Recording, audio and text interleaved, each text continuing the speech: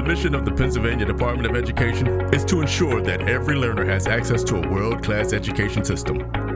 Welcome to PDE Presents, a podcast series for lifelong learners that's dedicated to elevating voices across the Commonwealth.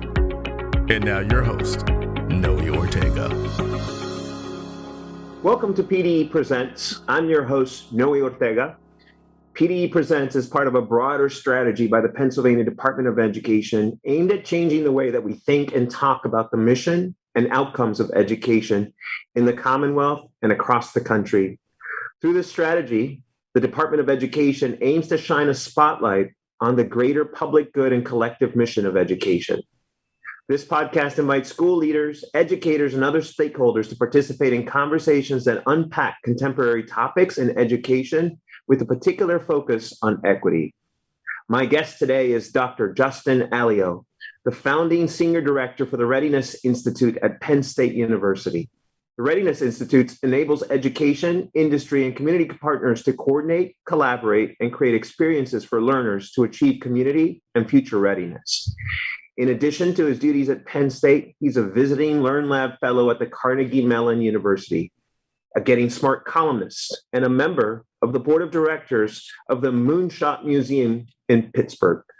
Prior to his current role, Dr. Aglio served as a teacher, principal, and district leader, where he started several new initiatives in public education, including the first K-12 artificial intelligence program in the United States. He was also selected as a participant in the 2015 Presidential Maker Roundtable discussion at the White House.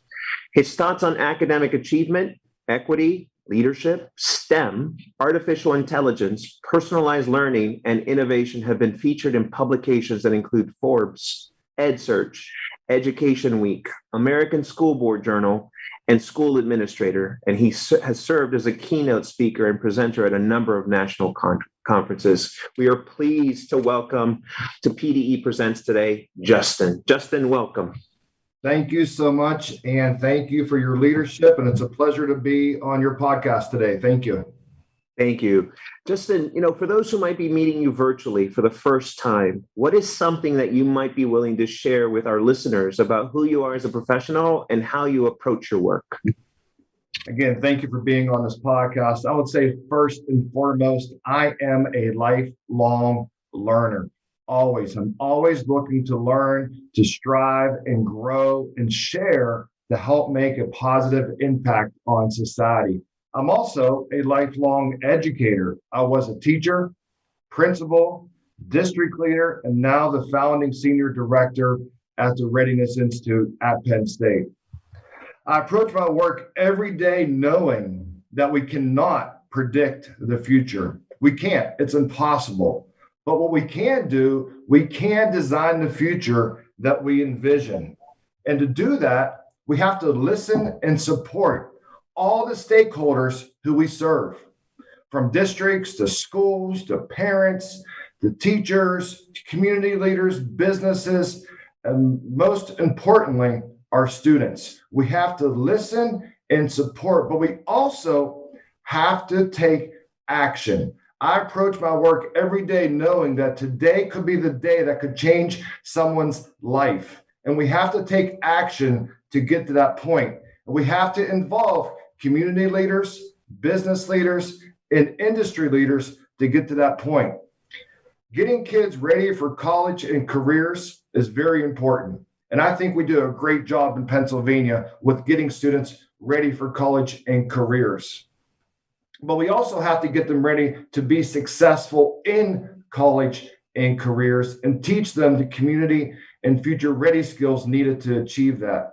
But our ultimate goal is to make sure that everyone, and I approach this every single day with this lens, that every student across the state, across Pennsylvania, needs to have a high quality education. But it starts with us today designing what the high quality education looks like, so we can achieve that tomorrow and a week from now and a month from now. We cannot sit and just wait for it to happen. We need to design it today and take action on it today in order to achieve what we envision what the future should look like. Justin, I appreciate that insight both into who you are as a professional, but also your philosophy and approach to change. I think when you suggest that we're in taking agency and making sure that we design the future in the way that we envision it is really important, given that this past year has really changed the educational landscape forever. And for many of us, we began to envision what is the next 3, 6, 9, even year or two going to look like in terms of education. What do you feel, Justin, is one of the most pressing matters at the moment in the field of education? I remember last March of 2020, I was a curriculum director sitting in a conference room when we had to transition from in-person to remote. But I also remember going home that evening and having a middle school child, having an intermediate school child, and having an elementary school child living at my house, my own children. And it was professional and a personal change to what education has switched to.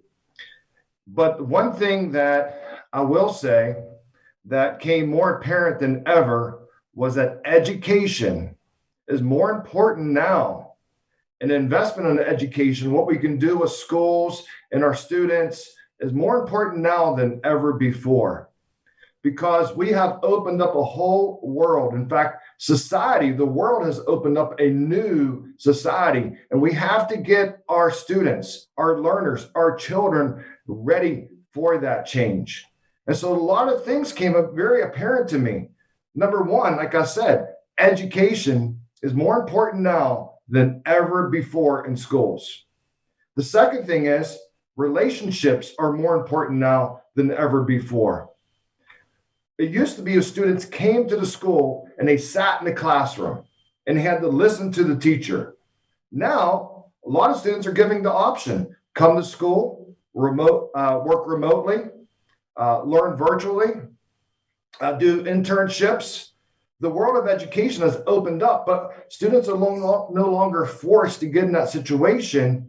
So as educators, we need to want them to learn. And it starts with relationships.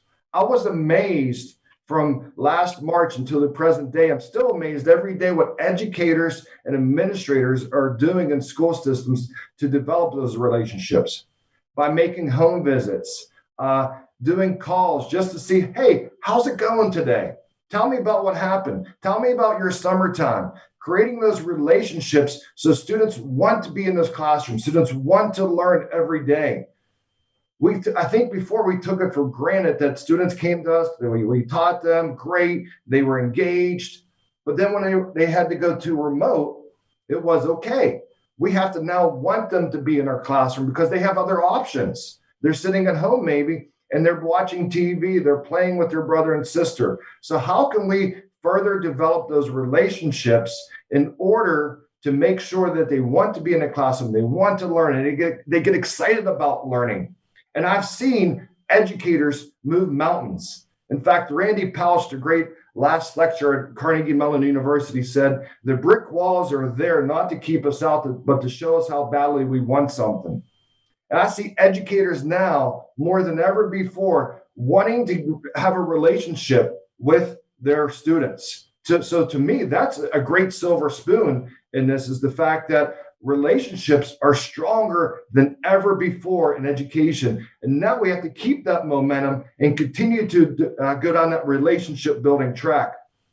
The third thing is the importance of developing relationships, not just with students, but also with community leaders and business leaders and other educators, whether it's other K through 12 organizations, nonprofits, institutes, universities, all working together in order to share best practices. So the education scene has changed, but I am fully confident that we have learned a great deal and we're moving in the right direction.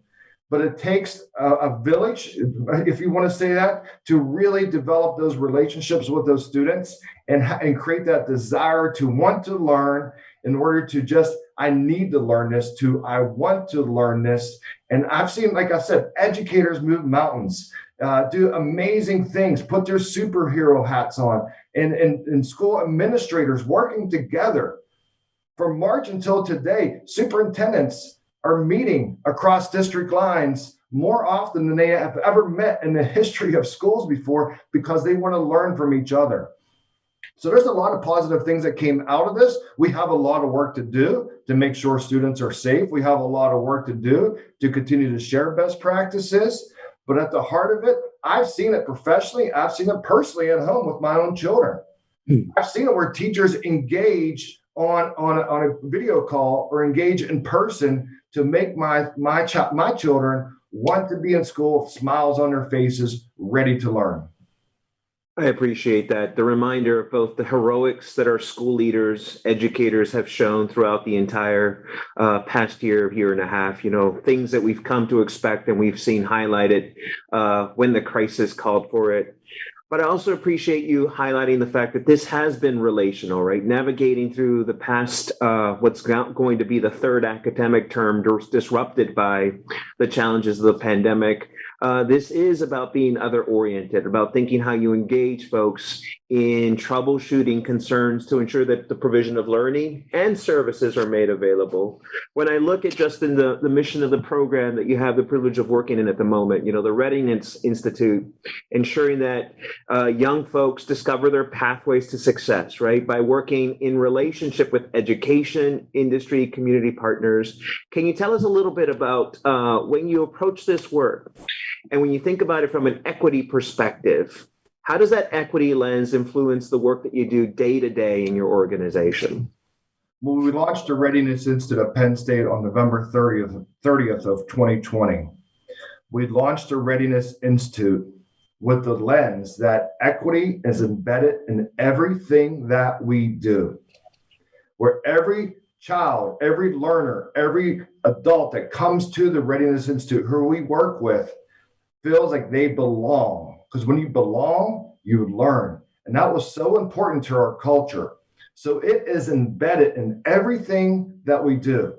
And that is not lip service. I work with an amazing director of diversity, equity, and inclusion through Penn State Outreach, Karen Armstrong, who helps us look at our program and says, okay, how can we further equity in this part of the program? How can we do this? By working with historical Black college leaders to look at our program, to open up what we do and say, what can we do better? So we are very transparent in what we do to ensure equity, but that's the one piece of all of our programs is that we want to make sure that equity is not just taught in a silo or a goal or an initiative, but is embedded in everything that we do. And we want to make sure that we are fair and partial to everyone. And I'll just share with you, we play the game Life at home, the board game Life. And I took a piece out one time, my little car, and I put it in the middle of the board game and gave myself a bunch of money. My kids jumped and screamed. They said, Dad, that's not fair. That's not what life's about. And I had to teach them. I was like, you know what? Life is kind of like that, where people actually do start ahead of other people. And it's not about being equal to each other. It's about making sure that we provide extra resources. We provide extra support. We do things differently to ensure that everyone gets to the end of the game, because that's what it's about. It's not about it's about where you start, but it's also about supporting each other where you start so we all get to the end of the game as productive citizens. So school districts are doing amazing things to address equity, and that's embedded in everything that we do. But we can do a lot more. We can make sure that we become self-aware and we learn more about equity. I think personally, a lot of people get confused. Equity, equality, what's it mean? Let's take a time out. Let's take a step back. And first things first is let's learn more about equity. Let's be more self-aware what's happening in our classrooms, in our schools, in our communities. Secondly, let's learn about what's happening in our communities that we serve. Become part of the communities that we serve. Get to know the parents, get to know the community organizations, be more engaged with our communities. So we become more self-aware. We engage in our communities. We also, number 3, review how we teach and use data that's available to us. How we teach one way may serve a certain population, but may not serve another population. So we have to step back and say, how do we make sure that we teach to ensure that all students are learning and not just we're teaching what needs to be taught in the classroom? And one way to do that is look at the data. What is the data saying? Is this student learning? No. Okay, let's not keep doing the same thing over and over again, more for more minutes. Let's change how we teach. Yes, and it may not be fair, just like the game of life, but you know what? That is life. We have to make sure that everyone has the tools and resources available to them. And the last thing we have to look at is how can we restore behavior? And how can we teach emotional wellness and social emotional learning to make sure that students are mentally, socially, emotionally open to learning in our classrooms? And again, that may look differently within programs as well. So we try to do all those things at the Readiness Institute. We also want to partner with school districts to help come in and work with school districts to do those type of things and be that partner for them for learning. So equity, to me, is more important than anything we can do in education and make sure all students have access. And yes, it's going to look different. And you know what? That's okay. And it needs to be okay. Appreciate that insight, Justin. And I think I also appreciate your framing around using your platform and what you've been doing at the Readiness Institute to insert a framework of belonging, to make folks to feel like they're a part of that. You know, I think when you raise the idea of social emotional learning, we all know that affective factors become obstacles for young people to be able to engage in learning, make it that much more difficult to succeed. This past year has certainly been a lesson in disproportionality. Different folks affected differently by the pandemic. And as a result, we find ourselves trying to provide folks with services and meet them at the level of where those needs are, right? It sounds to me like you and your team have been doing a lot to break barriers down, to reconstruct systems as well. This work, Justin, is not easy. You're talking about transformational change to make sure that we create conditions that are good for our learners. Any advice to the listeners on strategies that you would share with someone interested in following your footsteps? We have listeners that span the age continuum and different levels of their profession. We're going to run into some of the challenges that you've begun to address, some of the obstacles and barriers, some of these brick walls, as you suggested, they may be called. What are some of the ways that you navigate some of the pressures associated with this work, Justin? And what could you share with others in terms of advice for that? The biggest thing I could share with others is first, do what's best for kids. At the end of the day, look in the mirror. Do what is best for kids. When you wake up in the morning, if getting there 1 to 2 hours earlier is best for kids that day, do what is best for kids. Make sure that you're learner-centered in your approach when working with kids. We had a student this summertime in our summer program. We had 45 Brasnik High School seniors attend. We had 45 start, 45 finish, great attendance rates. One of the students came up to me and said, Dr. Aglio, I don't feel like I fit in this program. And I was like, time out. We don't want you to fit in this program. We want to fit to you. What are your needs that you need? How can we help you? We have a learner-centered program, not a program where you feel like you need to fit in our program. We want to fit into your life. So we have to do what's best for kids, no matter what the cost is sometimes and how it may look. So that's number one. Number two, we never should stop learning. We never should stop learning. As an adult, we always need to continue what we can learn to do better. We need new ideas. I believe that innovation starts and ends with people, period. And we have the biggest innovators in our classrooms today. We have millions and millions of kids across this country who sit in classrooms every day with this sense of fearlessness and hope to change the world. Let's unlock that potential and let them change the world and give them the tools they need and listen and support what they need to change the world. And we need these new ideas. When people say, Dr. Aglio, slow down, we don't need new ideas. I argue that because my mother in October passed away of cancer of 70 years old within 3 weeks.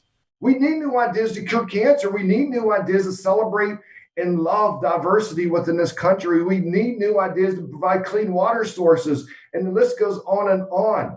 And those new ideas are sitting in classrooms today, and they're ready for this. So as adults, we should never stop learning and how to support our students. The last thing we need to do is that we need to respect each other. Be kind. Yes, it sounds simple, but you know what? When you put the child in the middle of the table and you want to be kind about it and respect each other, that's how the work gets done. And it may not be your idea that gets to the front of the table, and that's okay. Respect each other, trust each other, be kind to each other along the way. So we have to do what's best for kids. We have to never stop learning and always be kind and respect each other. Justin, I appreciate that insight. And when I think about folks who are looking for complicated, comprehensive strategies, and you lay out the fact that it's just about being kind to one another as a starting point, I think that's an important takeaway.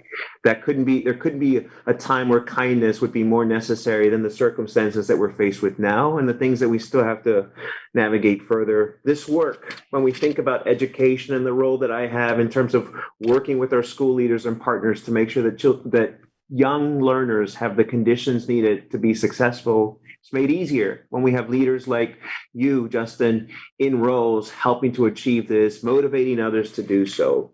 It's clear to me that as you've shared things throughout this episode, you've made the point that you yourself are a lifelong learner, knowing that there's a lot of things that you need to learn and acquire as you work to strive to make folks feel like they belong and are part of the programming as well. And for that, on behalf of the department, I certainly want to thank you. And I think ultimately for me, I'd like for our listeners to hear what you offered up as sort of advice for folks. Do what's best for kids and use that as your North Star to help guide what you're doing. And that, I really appreciate it. Justin, thank you for joining us today. And let me just personally be the first one to say it's a privilege talking to you, having you on PDE Presents. And again, we look forward to hearing more about your successes in the future.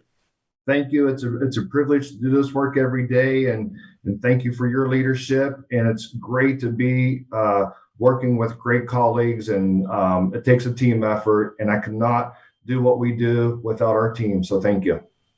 Appreciate it. So I'm Noe Ortega. Thank you all who joined us today for PDE Presents. See you next time. Production and technical assistance provided by the Harrisburg branch of the Pennsylvania Training and Technical Assistance Network.